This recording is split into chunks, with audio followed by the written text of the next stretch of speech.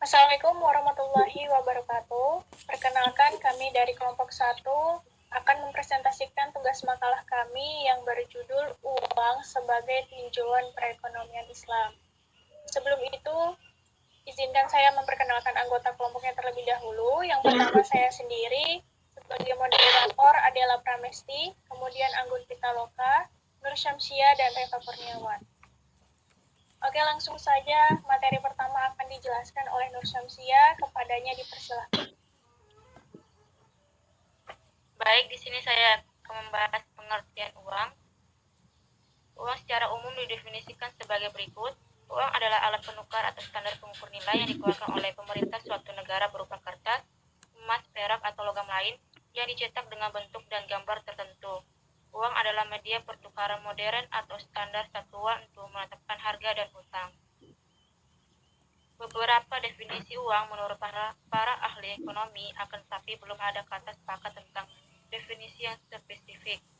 Definisi-definisi mereka berbeda-beda disebabkan perbedaan cara pandang mereka terhadap hakikat uang. Najim Al-Syamri berkata, setiap sesuatu yang dapat diterima oleh semua pihak dengan legalitas tradisi atau undang-undang atau nilai sesuatu itu sendiri dan mampu berfungsi sebagai media dalam proses transaksi pertukaran yang beragam terhadap komoditi dan jasa. Juga cocok untuk menyelesaikan utang piutang dan tanggungan adalah termasuk dalam lingkup uang. Dan menurut Tahir Hasan, uang adalah pengganti materi terhadap segala aktivitas ekonomi, yaitu media atau alat yang memberikan kepada pemiliknya daya beli untuk memenuhi kebutuhannya. Juga dari segala peraturan perundangan menjadi alat bagi pemiliknya untuk memenuhi segala kewajibannya. Sedangkan dalam pandangan Al-Ghazali, uang adalah nikmat Allah atau barang yang dipergunakan masyarakat sebagai mediasi atau alat untuk mendapatkan bermacam-macam kebutuhan yang secara substansial tidak memiliki nilai apa-apa, tetapi sangat dibutuhkan manusia dalam upaya pemenuhan bermacam-macam kebutuhan mereka sebagai alat tukar. Yang kedua adalah jenis-jenis uang. Pada zaman purba, ketika masyarakat masih sangat sederhana, orang-orang belum bisa mempergunakan uang. Perdagangan dilakukan dengan cara langsung menukarkan barang dengan barang atau disebut dengan barter. Uang kemudian berkembang dan berevolusi mengikuti perjalanan sejarah. Dari perkembangan itu kemudian uang digolongkan menjadi 3 jenis, yaitu uang barang, uang kertas, dan uang giral atau kredit. Pertama, uang barang. Uang barang adalah alat tukar yang memiliki nilai komoditas atau bisa diperjualbelikan apabila barang tersebut digunakan bukan sebagai uang. Namun tidak semua barang bisa menjadi uang. Diperlukan 3 kondisi utama agar suatu barang bisa dijadikan uang. Antara lain, kelangkaan. Persediaan barang itu harus terbatas. Daya tahan, barang tersebut harus tahan lama dan nilai tinggi. Maksudnya barang yang dijadikan uang harus bernilai tinggi. Yang kedua, uang tanda atau kertas. Ketika uang logam masih digunakan sebagai uang resmi dunia, ada beberapa pihak yang melihat peluang meraih keuntungan dari kepemilikan mereka atas emas dan perak. Pihak tersebut adalah bank, orang yang meminjamkan uang, dan pandai emas atau toko-toko perhiasan. Mereka melihat bukti peminjaman, penyimpanan atau penitipan emas dan perak di tempat mereka juga bisa diterima di pasar. Yang ketiga, uang giral. Uang giral adalah uang yang dikeluarkan oleh bank-bank komersial melalui pengeluaran cek dan alat pembayaran giro lainnya. Menurut Irving Fisher, 1867 sampai 1947, cek bukan uang, tetapi hanya merupakan order tertulis untuk mentransferkan uang. Uang giral ini merupakan simpanan bagi nasabah di bank yang dapat diambil setiap saat dan dipindahkan kepada orang lain untuk melakukan pembayaran. Artinya, cek dan giro ini dikeluarkan oleh bank manapun bisa digunakan sebagai alat pembayaran barang, jasa, dan utang. Uang giral memiliki kelebihan, yaitu kalau hilang dapat dilacak kembali sehingga tidak dapat diuangkan oleh orang yang tidak berhak. Dapat dipindah tangankan dengan cepat dengan ongkos yang rendah. Tidak diperlukan uang kembali sebab cek dapat ditulis sesuai dengan nilai transaksi. Dari jenis-jenis uang yang telah dijelaskan, sangat membuktikan bahwa uang itu berkembang dan berevolusi seiring perkembangan perekonomian manusia itu sendiri. Materi selanjutnya akan dibahas oleh Reva Rahmat Kurniawan.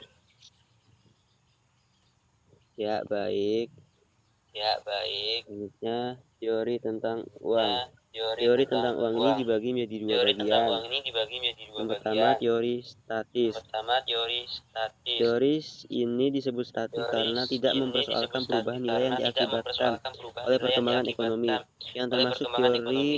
Yang uang termasuk statis teori adalah teori uang statis metalisme. adalah Uang teori bersifat seperti metalisme. barang, nilainya Uang bersifat tidak seperti barang, dibuat-buat, nilainya melainkan tidak sama dengan dibuat-buat, melainkan sama nilai dengan logam yang dijadikan uang itu. nilai logam yang Contoh dijadikan uang uang emas itu. dan uang Contoh perak. uang emas dan Teori uang konvensi perak. perjanjian Teori oleh konvensi Devanzati perjanjian dan oleh Montari. Devanzati dan Teori ini Montari. menyatakan bahwa uang dibentuk Teori ini atas dasar menyatakan bahwa uang pemufakatan dibentuk masyarakat atas untuk dasar memudahkan pemufakatan pertukaran. masyarakat untuk memudahkan pertukaran. Teori Teori nasionalisme, uang diterima nasionalisme, berdasarkan nilai uang daya diterima belinya. berdasarkan nilai daya Teori belinya. negara, Teori asal mula negara, uang karena asal negara. mula uang karena negara. Apabila negara menetapkan apa yang Apabila negara menjadi menetapkan alat apa tukar yang dan alat menjadi bayar, alat tukar dan maka alat timbullah bayar, uang. maka timbullah uang. Selanjutnya, teori uang Selanjutnya, dinamis. teori uang Teori ini dinamis. mempersoalkan sebab Teori ini terjadinya mempersoalkan perubahan dalam sebab nilai terjadinya perubahan yang dalam nilai dinamis. yang Teori dinamis. Teori dinamis antara lain Teori dinamis yaitu antara lain teori kuantitas yaitu dari teori David kuantitas Ricardo. dari David Teori ini Ricardo. menyatakan bahwa kuat Teori atau ini lemahnya menyatakan bahwa nilai kuat atau yang lemahnya sangatlah nilai tergantung pada yang jumlah sangatlah tergantung pada yang beredar. jumlah yang beredar. Apabila jumlah yang berubah Apabila menjadi jumlah 2 yang kali lipat, maka berubah nilai menjadi 2 akan kali lipat, menurun maka nilai akan menjadi setengah menurun dari semula. menjadi setengah Dan dari juga semula. sebaliknya, teori Dan juga kuantitas sebaliknya, dari teori Irving kuantitas Fisher, dari Irving teori yang telah Fisher, dikemukakan oleh teori David yang telah Ricardo dikemukakan oleh disempurnakan David oleh Ricardo disempurnakan Irving oleh Fisher Irving dengan memasukkan Fisher unsur kecepatan dengan memasukkan unsur kecepatan peredaran uang, barang peredaran dan uang, jasa sebagai faktor barang yang dan jasa mempengaruhi nilai sebagai uang. faktor yang mempengaruhi nilai uang. Teori persediaan kas. Teori ini Teori dilihat dari persediaan jumlah kas. uang yang Teori ini tidak dilihat dari dibelikan jumlah uang yang oleh tidak barang-barang. dibelikan oleh Teori barang-barang. ongkos produksi. Teori ini Teori menyatakan ongkos nilai produksi. uang Teori dalam ini menyatakan nilai peredaran uang yang berasal dalam dari logam, peredaran dan yang uang berasal itu dari dapat logam, dipandang dan sebagai uang barang. itu dapat dipandang Materi sebagai selanjutnya barang. yang akan Materi dibawakan oleh selanjutnya yang akan Iwun. Waktu dibawakan dan tempat oleh kami persilakan. Iwun. Waktu dan tempat kami persilakan. Baik, terima kasih. Selanjutnya, petunjuk Al-Quran terhadap uang. Pada masa pemerintahan Nabi Muhammad di Madinah, dinar dan dirham sudah dijanjikan sebagai satuan moneter. Kedua mata uang ini diimpor, dinar dari Roma dan dirham dari Persia. Ayat dua logam mulia ini, emas dan perak, telah disebutkan baik dalam fungsinya sebagai mata uang atau sebagai harta lambang kekayaan yang disimpan. Misalnya di Quran Surah At-Taubah ayat 34, Al-Quran Surah Al-Kahfi ayat 19, dan Surah Yusuf. Dalam sejarah kegiatan ekonomi, pentingnya keberadaan uang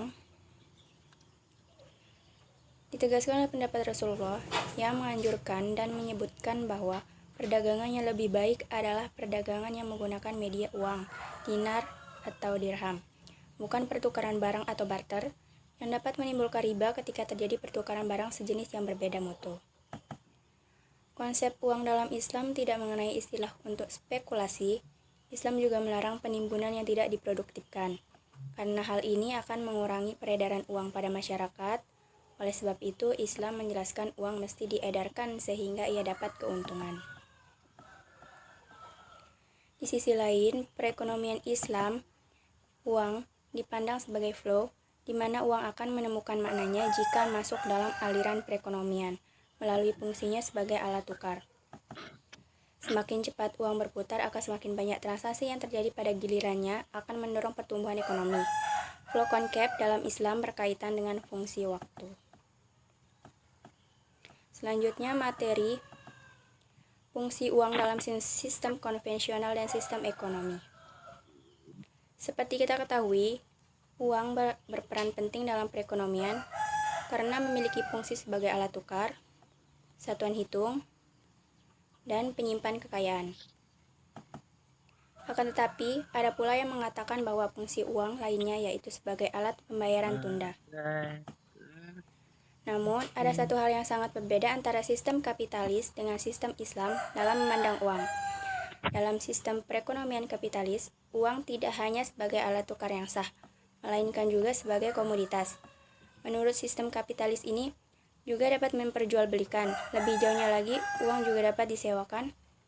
Sedangkan dalam Islam, apapun yang berfungsi sebagai uang, maka fungsinya hanyalah sebagai alat tukar. Ia bukan suatu komoditas yang bisa diperjualbelikan. Satu fenomena penting dari karakteristik uang adalah bahwa ia tidak diperlukan untuk dikonsumsi. Ia tidak diperlukan untuk dirinya sendiri, melainkan untuk membeli barang lainnya, sehingga kebutuhan manusia terpenuhi.